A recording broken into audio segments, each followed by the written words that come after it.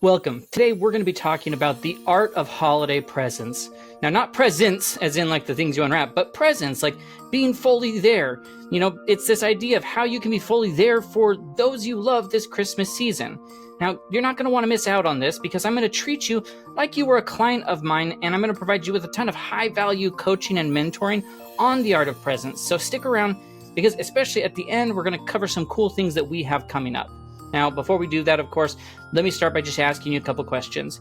Have you ever found yourself sitting, with loved ones here around the holiday season, and yet you feel like you're miles apart emotionally? Well, what if this Christmas, like the most meaningful gift you gave wasn't wrapped, but something lived? Your presence, your ability to show up. Imagine a holiday season where you were connected so deeply with those around you that the memories would last for generations. Now, that's something that I want. Hopefully that's something you want too. Now, my name is Jake Talbert, and I'm the founder and author of a book that's called The Giver Method that is now available on Amazon. I'll put a link in the description where you can get it. It's only been out for a couple weeks, so get yourself a copy. It's still time for you to order it and get it in time for Christmas. Get yourself a copy, get a couple people you know, and pay it forward to them, because we want to help you to transform lives through generosity and to create impact, connection, and fulfillment using your gifts and superpowers. All right? Now, today, though, we're talking about something that really does get overlooked, yet it's one of the most transformative gifts that you could give this holiday season, and that's your full presence. It's not about grand gestures, but more about those small and intentional ways that you show up to the people that you care about. And so I want to explore why presence is the ultimate holiday gift and how the Giver Method could help you to cultivate this, art using your unique gifts and superpowers.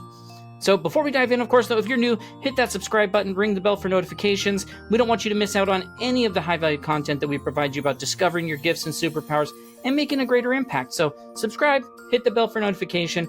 Of course, I always have to cover my videos that the book did just come out on Amazon. It's been an Amazon bestseller for the last couple weeks. Today marks 3 weeks, actually. That's pretty exciting. And so get your copy now. I'll put the link in the description. And let me know in the comments if you did go buy the book, and let me know what your thoughts are about it. Now, the holidays, are often all about they're so busy, right? The holiday hustle and bustle of shopping and cooking and planning and all the noise. But amidst all that noise, it's really easy to lose sight of what truly matters, and that's the connections that we share with each other. Being fully present communicates one simple yet powerful message that you matter to me.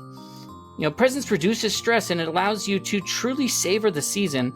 It will deepen your relationships and really create and foster understanding and helps you to create more lasting memories. It's not about doing more, but just being more engaged, more attentive, more connected, so you can make that greater impact. Presence is one of the foundations of the Giver Method, where we want you to focus on giving of our best selves to create that meaningful impact. Now, I'm going to cover these principles, and as I do, we're going to talk about what they are, how you use them, and such.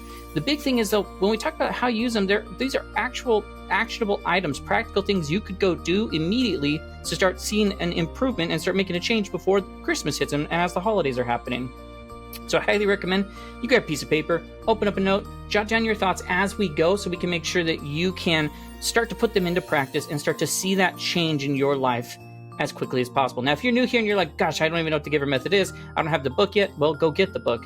But at the same time, I'll give you a quick breakdown. Giver is an acronym, but it's all designed about helping people to discover and develop their gifts and superpowers so they can provide more value to the people in their lives, especially in their sphere of influence is what we like to refer to it as, and that they can make each engagement, interaction, and discussion as effective and eager as possible. Outcome being deeper, more meaningful relationships, which we're all about. It also helps you to step into who it is that you're meant to be and make a greater impact. And when you develop your gifts and superpowers and give them and be authentic and present, the universe always has a way of paying you back. And so I'm inviting you to invite the universe to pay you back by going through that sort of a process. Now, you don't have to get the book to get all of it. The book will take you really deep into it, but watching the rest of this video is going to help you start to identify at least this portion of presence. So let's explore it. Let's look at the ways that you could use those gifts and superpowers to master the art of presence this holiday season. Now, the first one that you would want to look into is practicing active listening.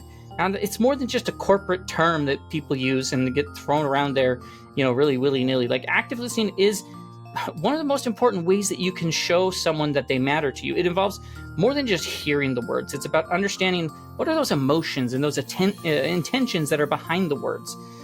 Active listening requires you to set aside distractions and be more present in your conversation, which some of the other principles and some stuff we're going to talk about. Being distracted is one of those areas that people get held up the most. Like the level of attention you're looking for, it creates a safe and affirming space for others where they feel valued and understood and supported. Active listening, it can really upgrade and transform your relationships and really create this deeper connection by eliminating misunderstandings and showing more empathy to those that are closest to us. And during the holidays, when emotions can run high, practicing this skill can defuse tensions and create an environment of trust and warmth. By listening actively, you give that gift of full attention, where, which can be the most meaningful present that you could give them. So what you want to do, here's these action items that you want to look at, and grab that piece of paper or note. When someone is speaking, when you're talking to someone, focus solely on them. Make eye contact and nod occasionally, and provide verbal confirmations like, I understand, that makes sense, if I'm hearing you correctly. Avoid thinking about what your response is while they're talking, and just immerse yourself fully in what they're saying.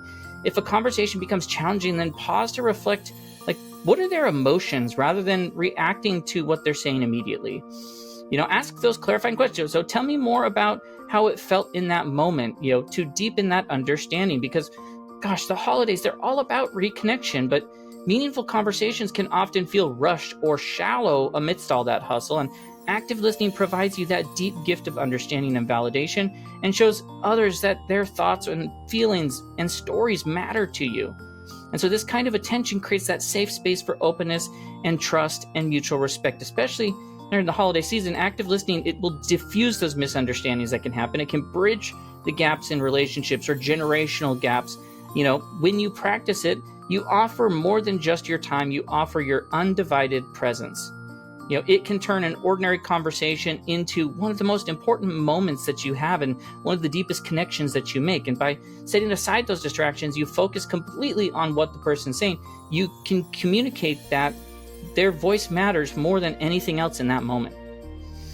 Now, the next one goes along with that. We talked about this idea of eliminating distractions, but I want this one to be specifically around digital distractions, because we have digital distractions all around us. Technology is all around us. I've got my phone, I've got my iPad, I've got my computer, I've got my watch, I've got a TV, everything all around us. Technology often pulls us out of the moment, creating barriers for meaningful interaction. Every notification or vibration or screen glance interrupts the flow and connection that you could be having. And so by setting a boundary, a digital distraction boundary with your devices, you signal to loved ones that their presence matters more than that screen.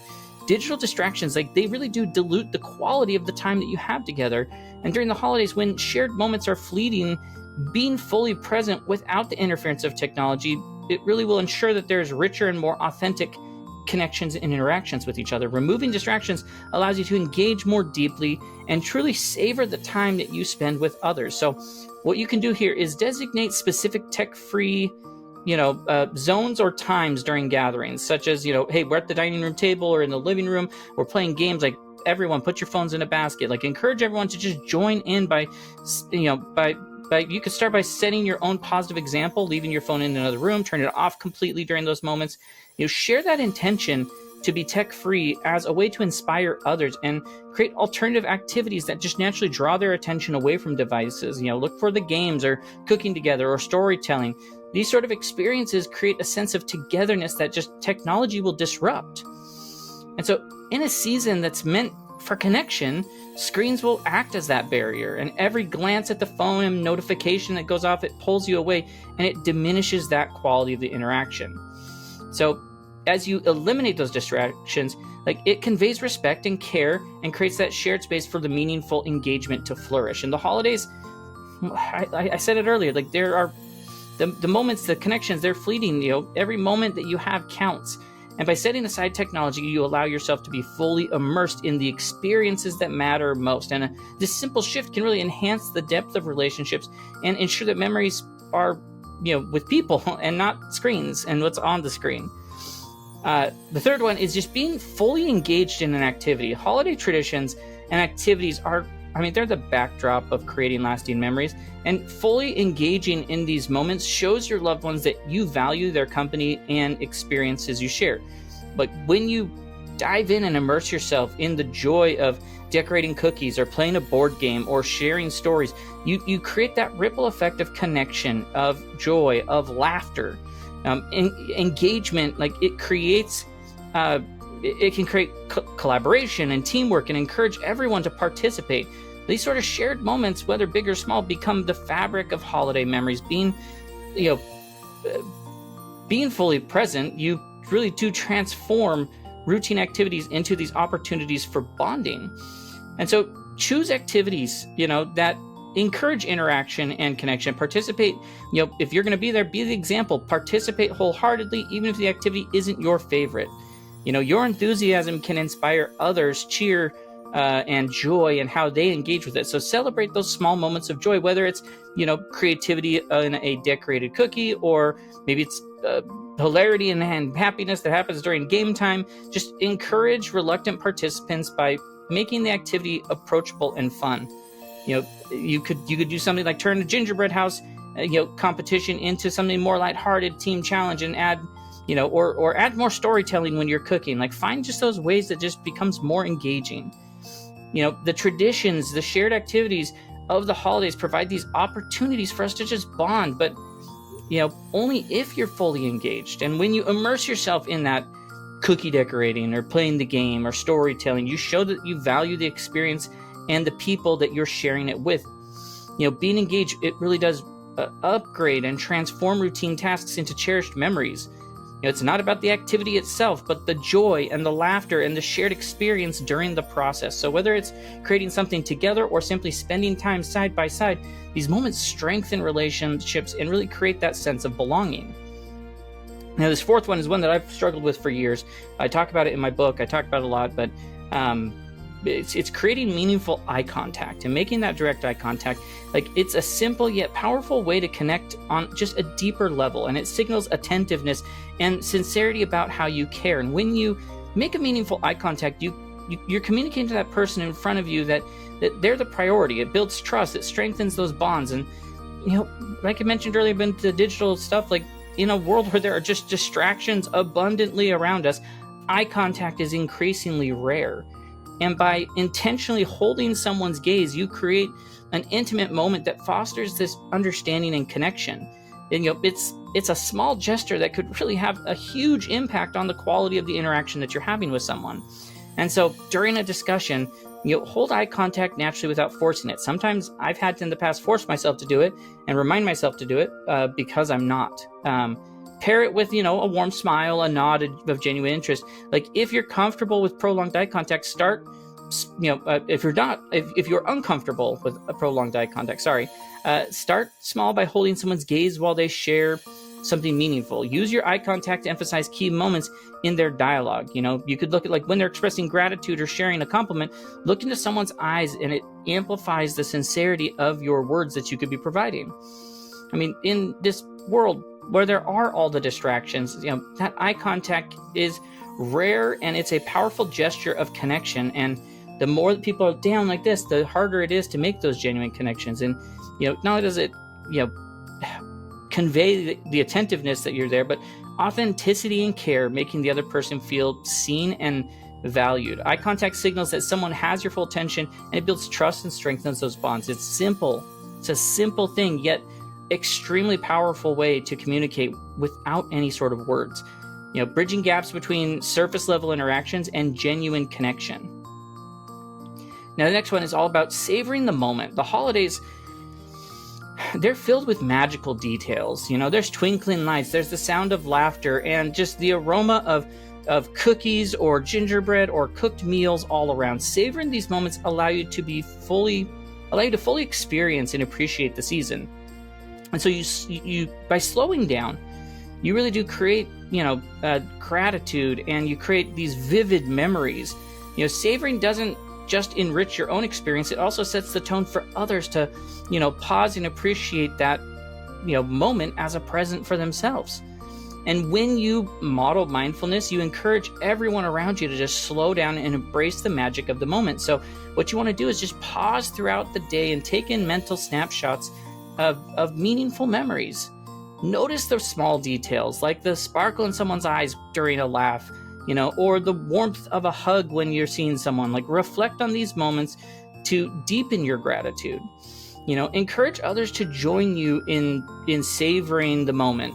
You could pause before a meal and share something you're grateful for, or gather everyone to watch watch snowfall. Enjoy the quiet beauty of the night. So there's so many ideas and things that could fall into that, because the holiday season, there's so much savory magic, and savoring these moments allow you to fully experience and appreciate the beauty of the season. When you savor the moment, you create a sense of gratitude and mindfulness that deepens your holiday experience and the holiday experience of those around you. It's a way of saying, this time is precious to me, and it ensures that these moments create that vivid and lasting memory. The next one, of course, being emotionally attuned. The holidays, gosh, they can bring a mix of all emotions, of joy and stress, and it just heightens emotions in so many ways. And being emotionally attuned means you're recognizing and responding to the needs of others. You create environments of trust and comfort. It's about, when your presence is there, you're there enough to notice when someone needs support, even if they don't voice it. And, you're looking at things like empathy and understanding, so you can create a space where loved ones feel seen and supported. And it can upgrade and really make a huge difference in your holiday gatherings, and changing them into opportunities for deeper connection and for healing.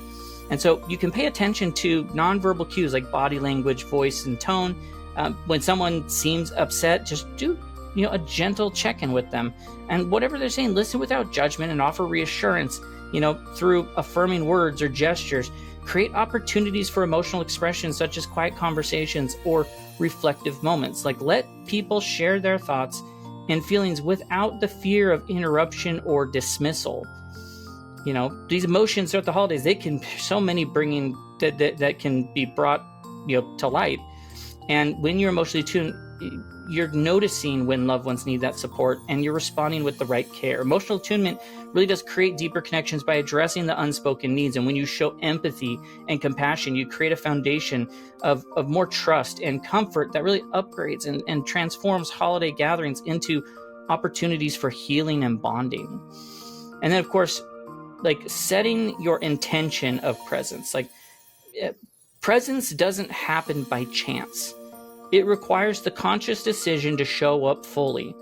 Setting an intention, that aligns your actions with your values ensures that you're mentally and emotionally and physically present for your loved ones. An intentional act, let intention act as your guide, reminding you to prioritize connections over the distractions. It helps you to stay focused on what truly matters during the holidays, creating a space for these meaningful interactions.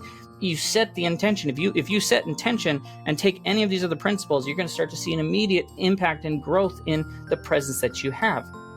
It helps you stay focused on what truly matters in the holidays and creates more space for those meaningful interactions. So take a moment each morning to reflect, like, what are your goals for the day?